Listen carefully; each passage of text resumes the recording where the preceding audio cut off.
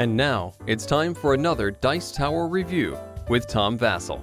Hey folks, I'm Tom Vasel. Today we're taking a look at my first Castle Panic. Now Castle Panic is a cooperative game that has sold many copies, works really well with families. This one here, and the thing is, Castle Panic works well with children. Elementary age kids can understand it. It's a nice cooperative game. The expansions make it harder and more difficult, and adults can enjoy the game. It's a fine game.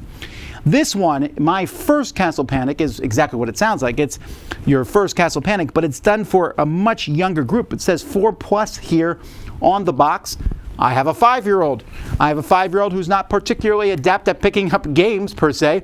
He likes mostly to throw pieces all over the room and such. So I thought, hey, I'll give this a whirl with him and see what he thinks of it. So this is kind of a gateway, a stepping stone to playing Castle Panic, which is, again, more for elementary and older.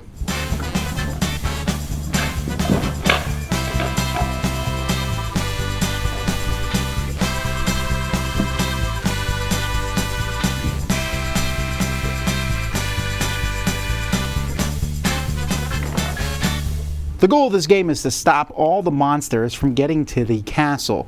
You're going to start with 3 goblins here. They have stars on them to show the starting spots in these places.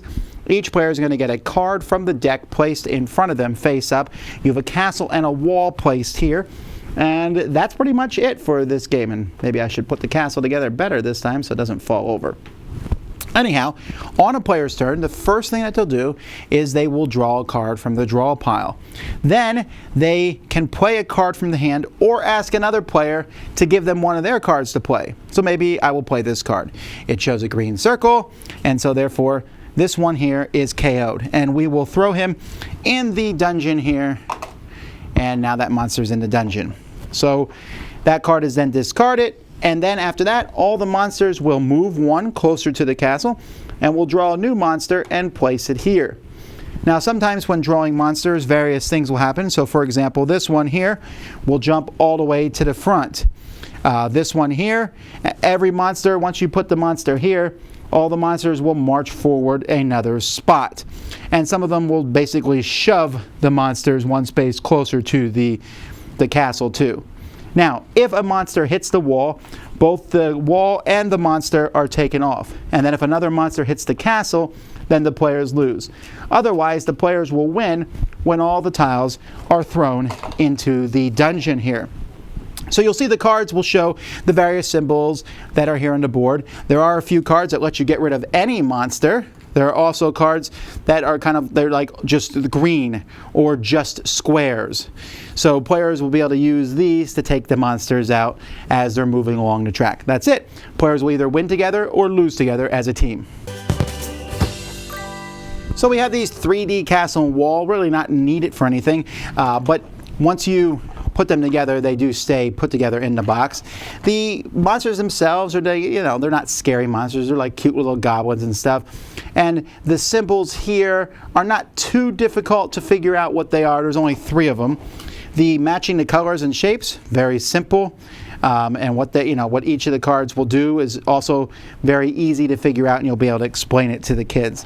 The rules are just one side or 2 sides of one paper, and that's it.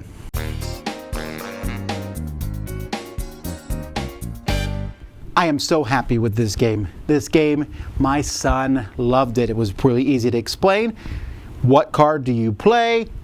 The blue circle matches this monster. Throw the monster in jail, and he loved that. He actually had them stacked up around the outside to show what door they came in the jail, and throwing the monsters in jail and working together.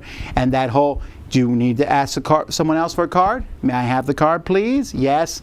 Now, there is some strategy to the game, but fortunately, the game is not that difficult. Because that would be my concern, right? Like, should you win the game? You should. Now, there are variants in here to make it even easier.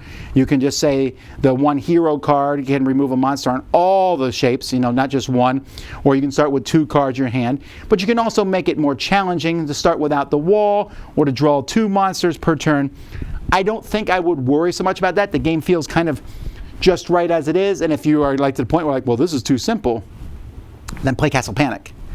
My first Castle Panic, though, was a resounding success for me. Now, over the years, I've had many great experiences playing games with my kids. My daughter in college now, 19, I started playing games with her when she was 2. She picked games up very well and now plays games and likes games more complex than I do.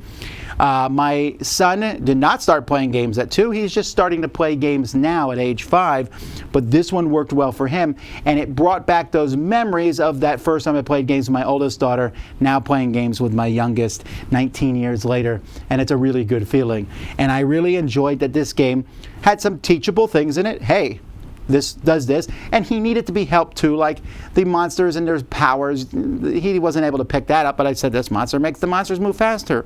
Oh no, how do we stop them now? So if you have a preschool or kindergarten or even early elementary, this game's going to work really well for them. If you find that it's too easy, or when you watch it, that seems too simple, well then I would highly recommend Castle Panic. Fantastic game. I've reviewed it. Go check it out. But my first Castle Panic, I think it's great to see cooperative games that work with the Wii ones, and that I can play and I'm not bored by playing it, that has a strong theme and some educational points to it. I'm just really happy with this one all around. High recommendation for me, my first Castle Panic. Dice Tower Judgment, excellent for kids!